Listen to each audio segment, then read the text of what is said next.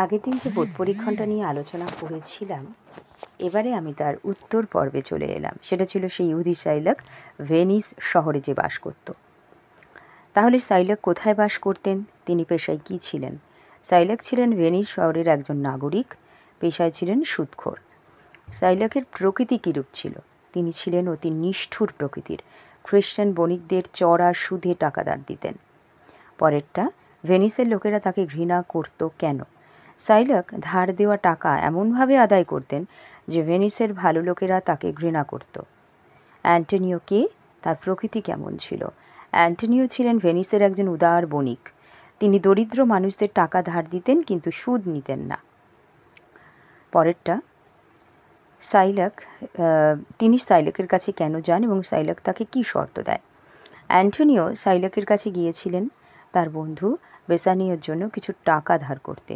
সাইলাকের শর্ত ছিল, যদি নির্দিষ্ট সময়ে টাকা শোধ না করতে পারে তবে তার বুকের কাছ থেকে 1 পাউন্ড মাংস কেটে নেবে। শেষ হচ্ছে পদান্তর, অর্থাৎ বিশেষ্য থেকে বিশেষণ বা বিশেষণ থেকে বিশেষ্য। ঘৃণা শব্দের পদান্তর হবে ঘৃণ্য বা ঘৃণিত। আজকে এই বোধ পরীক্ষণের আলোচনা পর্ব উত্তর সহ যেটি করলাম, আগের দিনের ওই অংশটি তোমরা যদি লিখে থাকো মিলিয়ে নিও। সবাইকে অনেক ধন্যবাদ জানিয়ে আজকে এই পর্যন্তই রইল।